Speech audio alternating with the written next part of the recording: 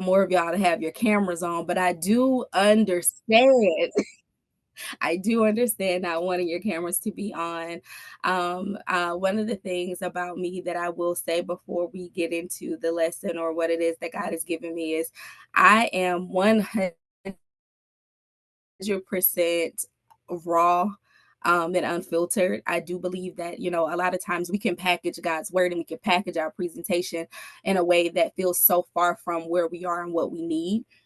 And I am not that person. Michaela can attest to the fact that I literally lay it on the table as it is and how I feel it.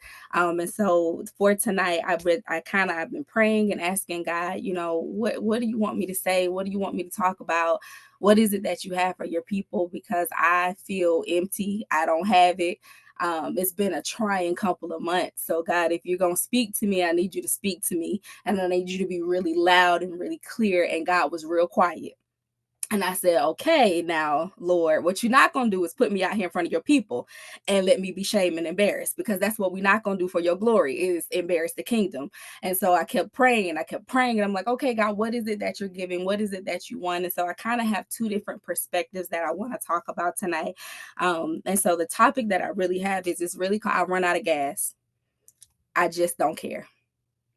And so I said, God, I have been in a place personally, and I'm going to use my life tonight to present this message. I've been in a place personally where I have felt so disconnected and so out of touch with where God is calling me to.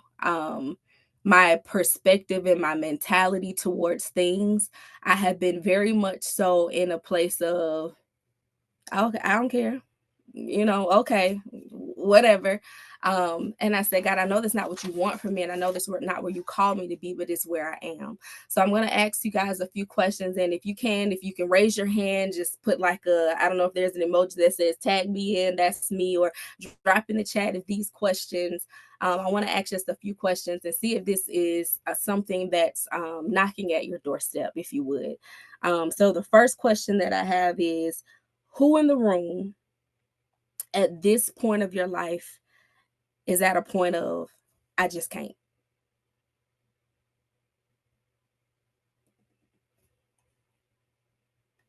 I ain't got it. Okay. Um and my next question, I have about eight or nine questions here. My next question is, who in the room is just emotionally tired? You're drained, you're tapped out. I've poured all out. My cup is empty. I have nothing left to give. Don't tag me in. Exit stage left. I've done all I can do. Okay. Okay. Okay. All right. Um, Now I'm gonna ask, who in the room feels like you have control issues? Oh, I need to be raising my hand. My hand should have been raised for all of these. So I'm so sorry. But who in the room feels like you have control issues and you have problems taking yourself out? Okay. All right. So my next question is, I want you guys to be real honest with me. Who in the room feels disappointed in and with God in this season of your life?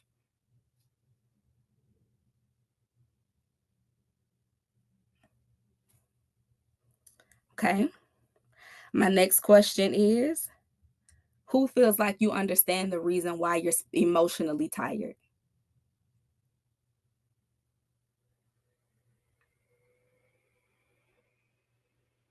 Okay.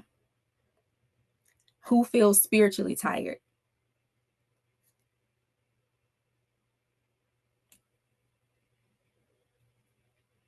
Who in this moment and in this season of your life feels as though you have joy that abounds?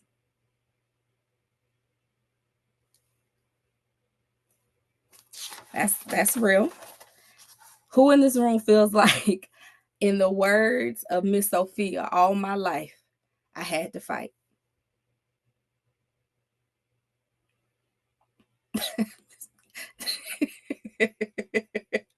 I feel like all my life I've been in a battle. And then my last question is, who in this season feels very isolated and alone in your struggle and in your situation? Okay. Okay. I see a lot of hands going up in the chat. Thank y'all so much for answering my questions. One of the things that I've been struggling with, and one of the things that I've been burdened with, is this feeling of I have nothing left to pour. And I feel, um, especially in the Black church, that we have been conditioned to fight to the death. What we have been taught is to dig a well, push, push, push, push, push. You got to fight. You got to stand in the devil face, and you got to let the devil know this is, you can't take my joy. You can't take my family. You can't. All of these things that we have been through and that we've learned. And even if you're new to the faith, the season in the faith, I've been a believer since I was in elementary school. And my entire life, my entire journey, and my entire walk with God, one of the things that I have been taught in church is that we have to fight, and that nothing comes easy, and that we have to push, and that we have to go through for his glory, and that we have to go through, and somebody's looking at us to be a testimony for what they're going through, and they need to see how to get through, and they need to see how to stand, and God is going to use you to be the example to set somebody else free. And I kept asking myself, I didn't ask to be an example. I didn't ask to be used in that capacity. I didn't ask to be put in this position where I'm constantly faced with pouring and pouring and pouring, and the reciprocation of that pour is very minimal. That we've been taught that we serve and we serve and we give and we give. I see you on Sunday through Saturday. I'm at praise team rehearsal. I'm at volunteers rehearsal. I'm at the greeters. We have to be here early. We have to be in. We have to pray. We have to set the atmosphere. We got to do all of these things. And they've taught us very well how to keep going and how to keep pushing and how to keep pressing. But nobody ever told us how to step away and just take rest in God's victory. No one has ever taught us how to step away and just sit in the presence of God and get what we need from God, instead of always being the people who pour and the people who give and the people who surrender. Because at the end of the day, I'm all surrendered out. I can't speak for many people. I can't speak for nobody else but me. But I can guarantee you, I'm all surrendered out. I'm volunteered out. I'm prayed out. I'm sung out. And I kept saying, God, I feel like I feel very isolated in this journey, and I feel very alone in this journey. But God had to remind me that I'm not alone and I'm not by myself. And so I'll share with you guys, on December 23rd of this past year, I lost my mom unexpectedly, out of the blue. She wasn't sick. She wasn't at an age where I was expecting her to die.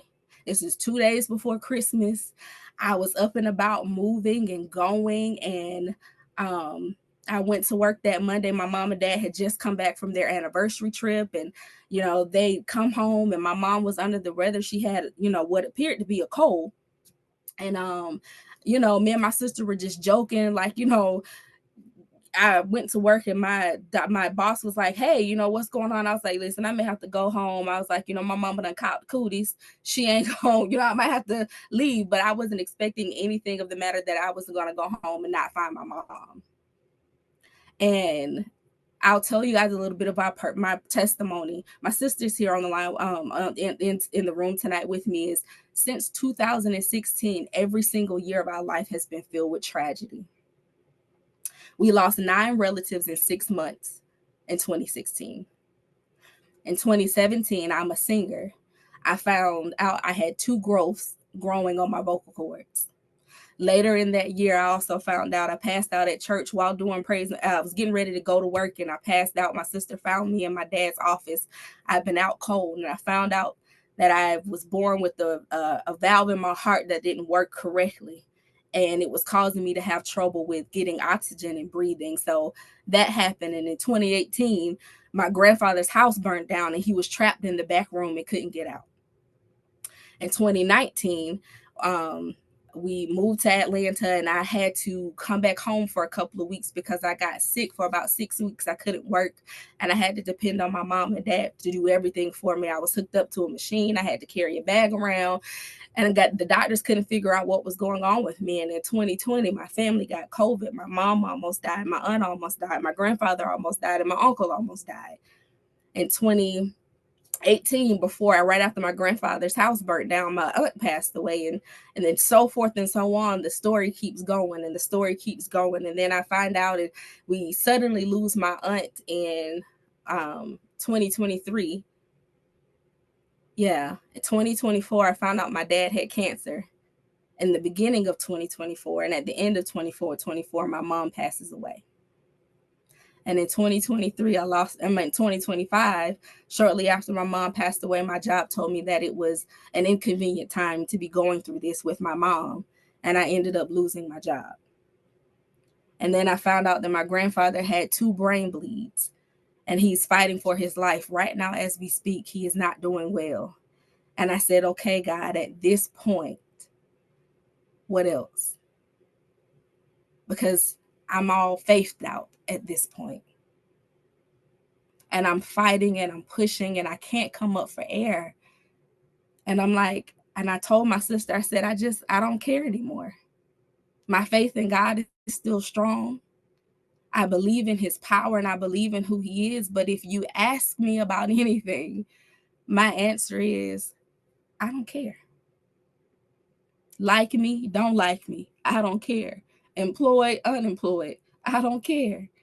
God, I am tapped out and I have nothing left to give. And I know this is a dangerous place to be in. I know that I can't stay in this place. But if I'm honest, can I be honest with y'all? I want to stay here. I don't want to be bothered. I don't want to come out. I don't want to fight. And I don't want to push. And I said, God, this feels so lonely. It feels so isolating. And I know that I can't be the only person that feels singled out in this fight to the finish, in this fight to purpose. And I keep trying to figure it out. I keep trying to make moves and I keep trying to maneuver and I keep trying to make a plan and make a path. And I'm like, God, now I know you told me in your word that you know the plans that you have for me and that I may prosper. You start quoting scriptures. And you try to scripture your way into a belief system that I'm on the brink of breakthrough. You know how they tell you it's darkest before dawn, and you're going through all of these things, and on the other side of this is a blessing. So you try to faith your way into your blessing season, and you try to pray your way into your blessing season, and you try to push your way into your blessing season, but nothing is happening.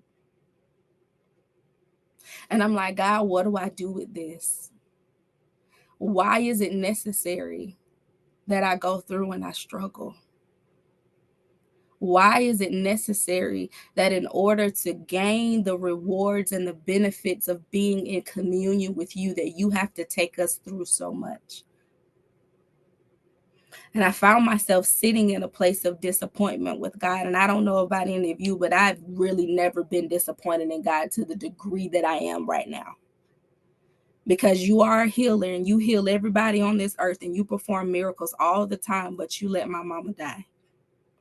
Knowing that I'm not in a place in my life where I can be without her. I mean, I am because I'm here now, but my mental capacity and the space where I am, I need Linda.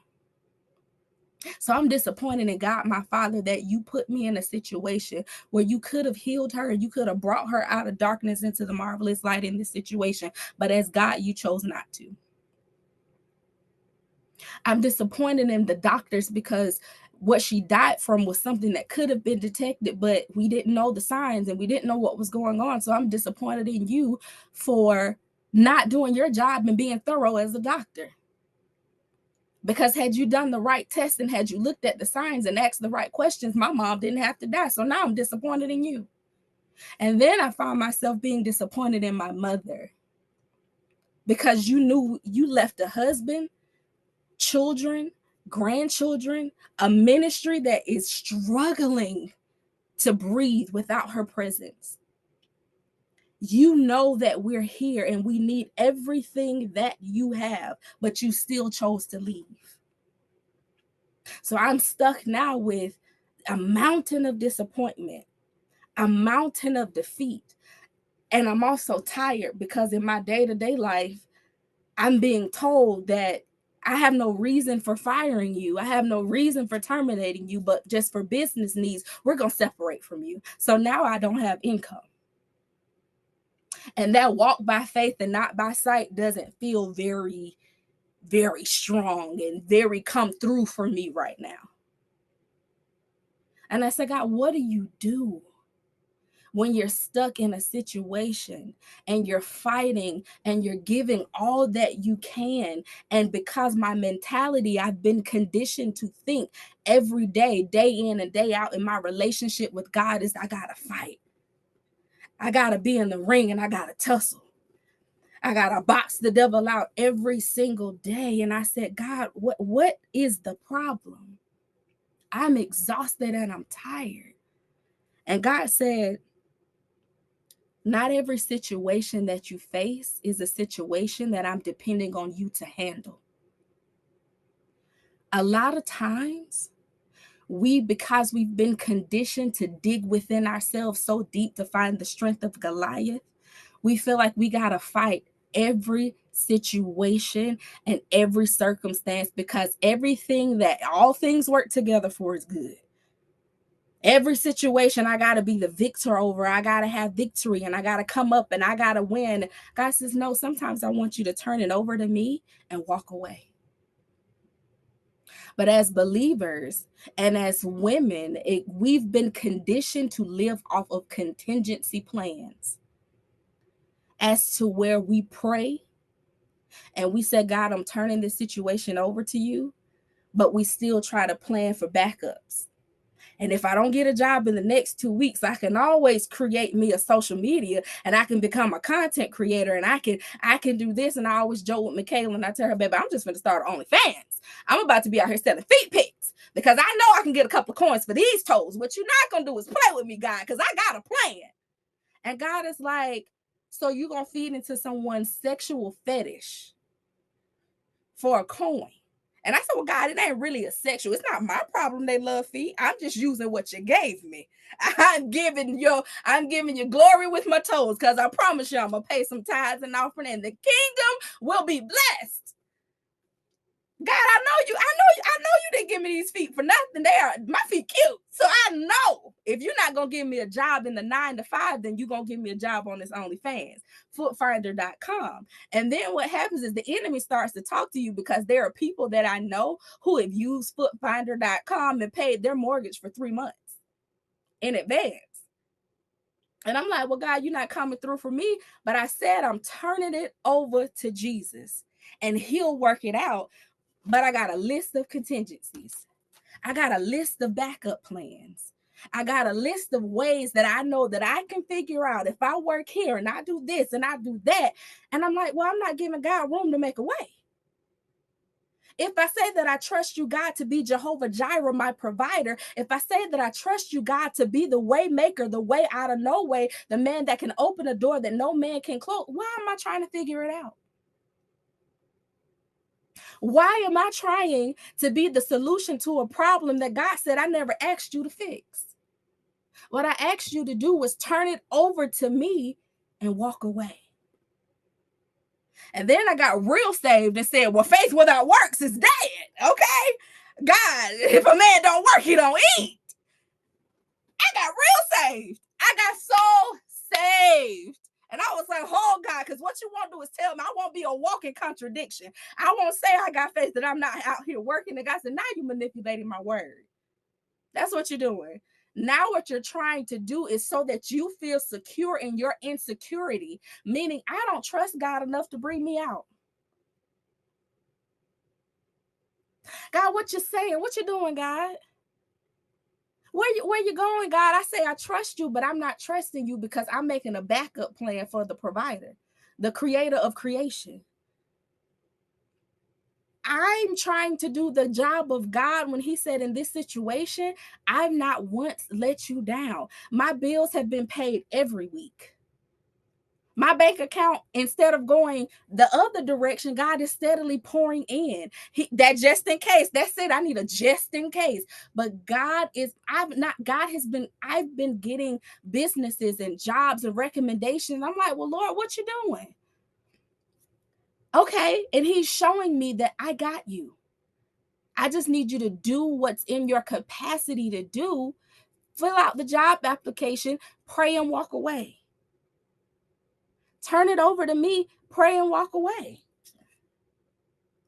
And I'm like, God, I don't understand why it's so difficult for me to step away from the situation, because even today I sent my sister a text message and I let her know, hey man, listen, these jobs that I'm highly qualified for are turning me away. Like, I paid to have recruiters look at my resume. I prayed and I had some people that I know in HR, and I reached out and I said, hey, can you let me know if there's anything I need to change on my resume? And these are jobs that I am more than qualified for, more than certified for. And I'm like, I don't know, that they're turning me away. I'm not sure what's going on, but I'm at a point where I'm getting a little shaky. So, I'm concerned. And on my way to my interview today, I was in the car trying to figure out a plan. And I said, well, I can go back home and lead praise and worship at my dad's church. And I can get some income as a praise and worship leader. And I can preach and I can do these things because I know that my dad needs help right now because he's grieving. So if I step in this capacity, God, I can still have some extra income coming in. And God convicted me right then. And he said, wait a minute. I just talked to you about this, and here you are again with a contingency plan. And in this case, now I'm using the kingdom to satisfy my discomfort, because I know this is for your glory. And you have anointed me and appointed me for such a time as this. So use me, God. And I know I don't want to go back home and be no praise and worship leader. I know I moved away because God called me to do work here. So now what you're telling me is, God, what you gave me in the vision and what you showed me isn't good enough. I can't trust what you've gifted me with. I got to go away from what I know and take my security out of you and put it in me, because I can depend. I trust me to have me. I know I'm going to come through for me every time. And God is saying, okay, but who gives you the ability? Who gives you access? Who gives you ways to? And I'm like, God, I trust you with my healing, and I'm unshaken. Like, I trust God to heal me. I have an autoimmune disease and it makes me terribly sick. And I trust God like it ain't nothing when it comes to my health. I go to the doctor, I'm going through chemo, and I'm like, okay, well, I got to go through chemo. Woo, woo, woo. I'm going to be off. I trust God with nothing, but it's something about that coin, that dollar bill, y'all. When I don't know how I'm going to make it, God is showing me that I don't have faith and I don't trust him as much and as deeply as I say I do, because now he's testing and he's showing me, and I'm going through this season where I am tired and I want to give up, but I realize, God, I'm not everything that I thought I was. I'm not everything, and I don't have it all together in the capacity in which I've packaged myself to present to the world. Because even tonight, I was going to put on makeup, a nice little blouse, and come on here like I am in a great space. I don't feel like it. I got on a t-shirt that says, I want to be so filled with the oil that when a mosquito, so filled with the blood that when a mosquito bites me, it walks by and says, I know it was the blood. This is my mama shirt that I stole. And I said, I'm going to wear this shirt tonight to teach this lesson, because I want to be this saved and have this much faith and confidence in who you are, God, that I don't have to put a contingency plan in place. And I'm all out of gas and I am tired. And I said, God, what is the purpose? What is the necessity of struggle? Why are we going through all of this stuff? Why, as your children, as your daughters, as your people, why do we have to go through this? Why is it necessary that I struggle? Why is it necessary that I go through and I have pain? And God gave me a few different things about why we go through struggle, and I'm going to go through that. The first one is God allows us suffering so that it can keep us humble. Suffering reminds us of our humanity. And I will admit that because I have been such a faith girl, because I have been such a I'm a soldier in the army of God, that sometimes I forget that struggle, pain, and hardship can also land at my doorstep. I am not exempt. I am not exempt from pain. And in First Peter chapter 4, verse 12, it says, "Dear friends, do not be surprised at the fiery ordeal that has come on to test you, as though something strange were happening to you." Right there, God has reminded us in his word in First Peter 4 and 12.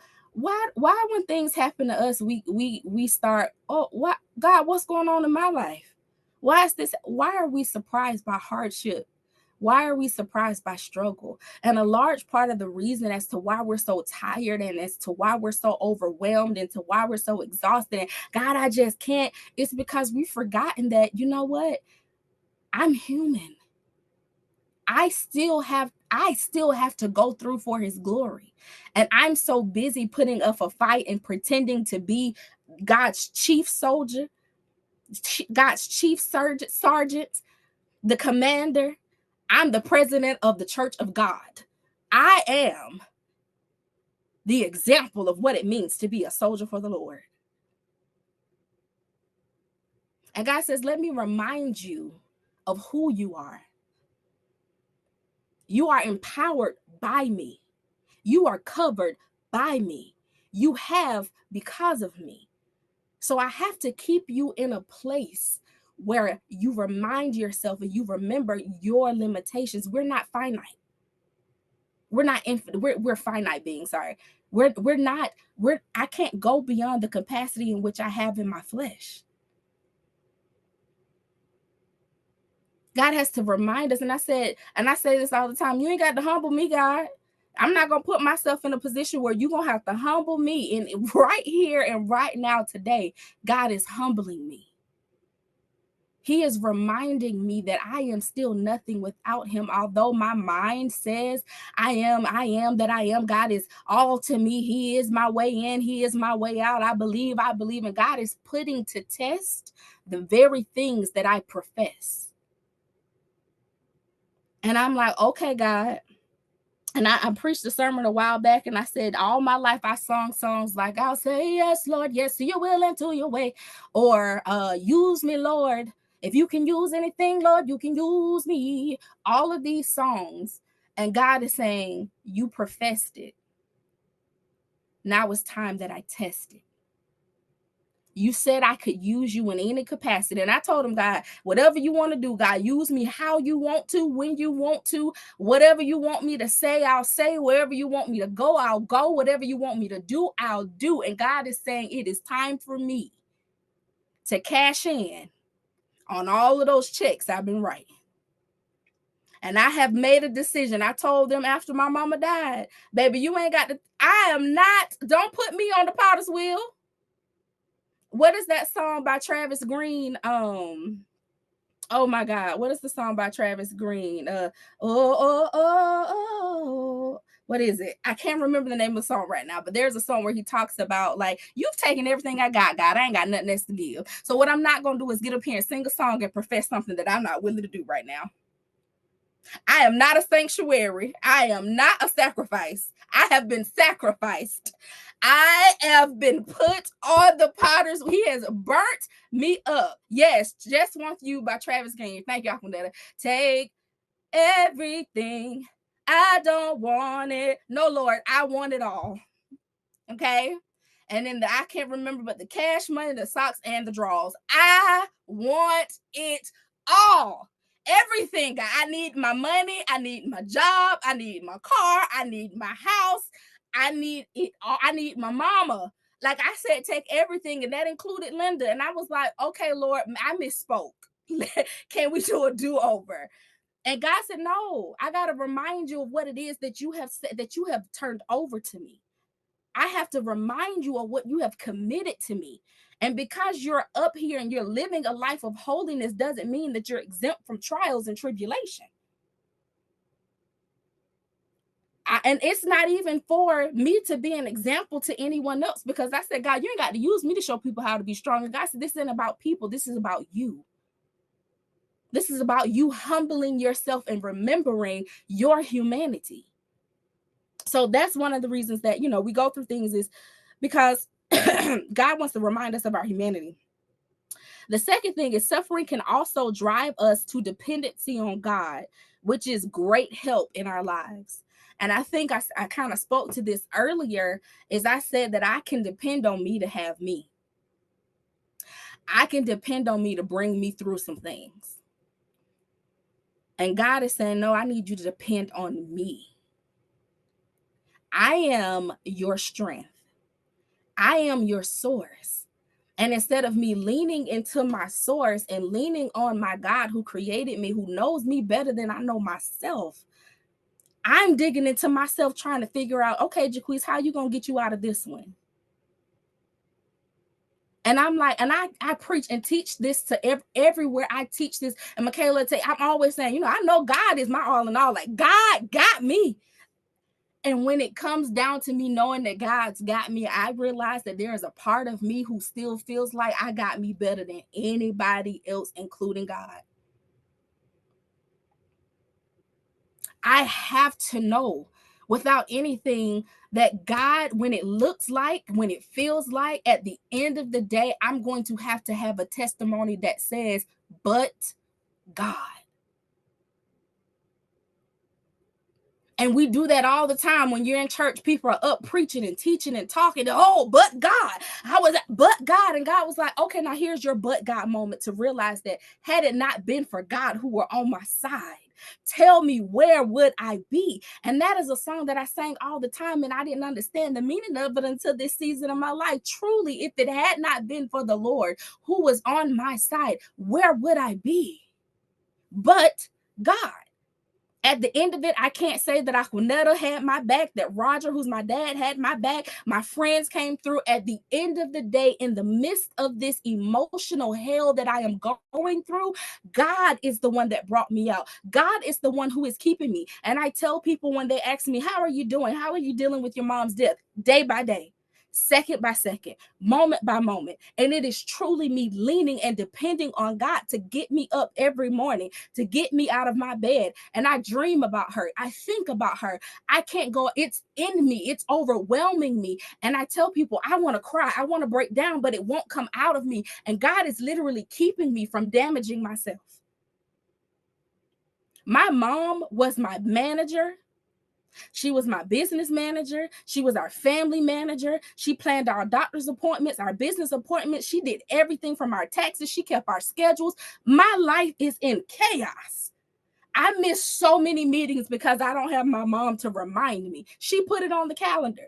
She did it all. And I'm like, if she wasn't just my best friend and she wasn't just an incredible mom, she was ingrained in every aspect of my life. So I am living every day struggling, trying to figure out, how am I going to come out of this? What am I doing? Where am I going? What's going on? But God, he really is my all in all. The second thing is suffering. The third thing, is suffering is a good reminder that this world is not our home. And First Peter 2:11, it says temporary residence is for foreigners on this earth. And the scripture, I had for my second point, where suffering can also drive us to dependency on God, is James 4:14. A mist that appears for a little while, and then that vanishes, meaning that we're not in control of anything. We may have control for a temporary moment, but it will vanish. And so God reminds us, I think sometimes as believers, we have a very good tendency to get comfortable. When things are going well, When we're good on our job, good in our marriages, good in our relationships, good in our money, good in all of these things, we get very, very comfortable, and we have a tendency to not push for the more.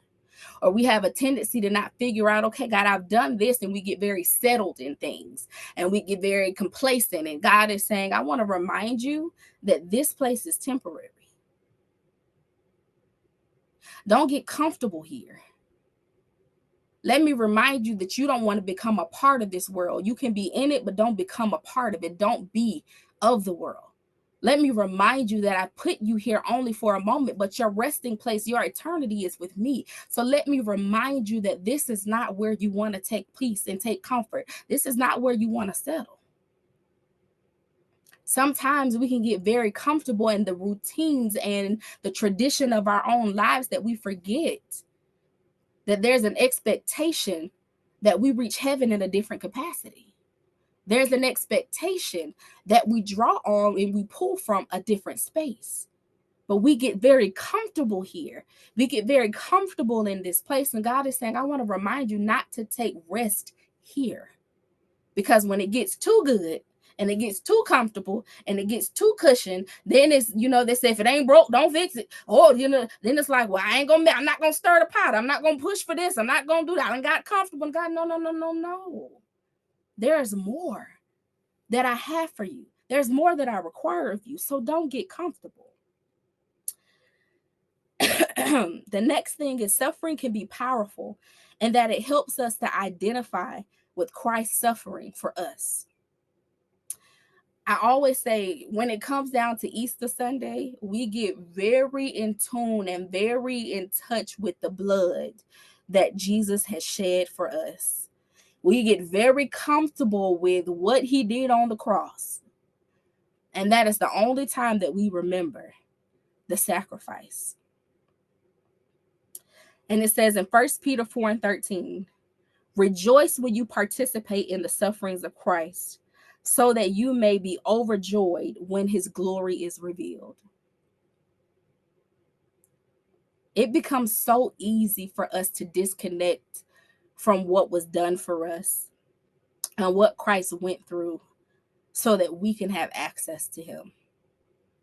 It reminds us, and I think about when I compare what Christ went through on the cross that day, when I compare what he went through in his walk from being discredited and being called out of his name, being betrayed, being belittled, being spat on, being beaten, being bruised. His whole life was a continual challenge to be alive, because from the time of his conception, they were coming for him. They were plotting for him. They were planning for him. From the time that he was conceived up until his death, he fought for his life, and he fought for his life so that he can lay it down for us. So when I think about what I'm going through now, and I think about it, I'm like, God, this doesn't even compare. It doesn't even add up to what it is that you've done for me. It is a reminder that you are God and God alone. It is a reminder that I should stand up, rise up, and show up, because you came down from heaven to earth so that I could have a way to heaven. So even in the midst of my struggle, even in the midst of my situations, I still remember, God, that this is nothing compared to what you've gone through. It's nothing when I think about salvation. It's nothing when I think about freedom. It's nothing when I think about the blessing and the reward of fellowship and communion with you. And when I think about those things, and I say, I've run out of gas, and I'm looking at all of the things that God is showing me about the necessity of why we're going through. And there's some other points where, it suffering can help us mature and discipline us. It trains us up in righteousness. Suffering it preserves us. It teaches us how to persevere. It teaches us how to produce. It teaches us how to create. It teaches us how to give birth. It teaches us how to push. There are so many things that suffering teaches us. But the thing that God really showed me in the end was, you're fighting the battle, but you're fighting it from the wrong position. You're fighting it in your own will and of your own way, and you're not giving me room to be God. and I've run out of gas and I'm tired and I'm done with all things and I'm just over it because I've not given God room to be in the midst of my situation. We don't make room for God. And God is saying, all I want you to do is turn it over to me and walk away. Speak over your situation. Every morning I've gotten up, I'm like, God, I am the lender and not the borrower. I'm head and not the tail. I am a chosen generation and a royal priesthood. God, I am your daughter. I am seated in heavenly places. I speak over my situation. I speak to my mountain and I declare and I decree that mountain shall be moved. But all of this figuring it out and contingency plans and my just in case, and if he don't come through, I can come through, and I'm my way out of no way, and all of these things, I have to reposition myself, and I'm tired and I'm exhausted, not because I'm supposed to be exempt from trial and tribulation, but because I don't have the proper stance for the fight. I've not positioned myself well. I've not positioned myself right. God says, I'm waiting for you to bow to me and bow out of this fight and let me step in and be God, and you're still in here trying to tussle. Step aside. Move aside and let me be God. I'm out of gas because I'm steady driving, but I'm going in a circle and I'm not going nowhere. I'm tired and I just can't because I'm still trying to figure it out. I'm still trying to make a way. And God is saying, you can take peace and you can take rest in my victory, knowing that at the end of all of this, I have your back. I have you covered from the top to the bottom, from the crown of your head, from the soles of your feet. I have you surrounded. My angels go before every day to protect you, to cover you, to guide you. I have created it all. I have provision. But are you going to give me room to provide? Are you going to give me room to be Jireh? Are you going to give me room to be the creator? Are you going to give me room to be your sustainer? Are you going to give me room to be the author and the finisher? Are you going to give me room to be your peace? Are you going to give me room to be your joy and sorrow? Are you going to give me room to be your hope for tomorrow? Are you going to give me room to work on the grounds of your heart so that you can deal with the grief of your mom? What are you doing? You're standing in my way, is what you're doing. You're blocking me, and I need you to step aside. And that's a hard pill for me to swallow because I've learned I like to know. I need the A, B, C, and the D. I need the A subsection B, and I need all of the in between in order for me to have peace, because I need to understand what we're doing. I need to know what tomorrow holds, because is tomorrow going to be the light bill or is it going to be the gas bill? What we doing, God? But God is saying at the end of the day, whether you know now or you know later, I got you. Now, how I get you through this season is up to me. But you can determine how you go through this season. I can continue to fight and battle and be up all night trying to figure it out, thinking about it, going through, like, even when it came to my mom's passing, I keep thinking, how do we miss it? What's going on? What did we miss, God? Did you show? I'm like, at the end of the day, whether I knew or I didn't know, she's gone. And she's not coming back. So it doesn't matter whether I had the information, because God's will is going to be his will. His way is going to be his way. Whether I'm in line with it or I have to step aside, God is going to do what God is going to do with or without me. So I have to make a decision. Do I want to be a part of this with God? Do I want to walk hand in hand? And God even told me a while back when I was like, God, I'm single. I'm tired of being single, da, da, da, da, da. And then I was telling myself, I'm trying to figure out things and trying to control things. God, you ain't even humble enough to have a man. You don't even know how to chill in yourself to let a man get you through the situation. And I was like, God, if I just had a man to hold me, if I just had somebody to just walk with me, I don't even know how to let you help me. I'm talking about having a man, and I don't even know how to let you sit beside me. I'm doing all of this and I'm not prepared.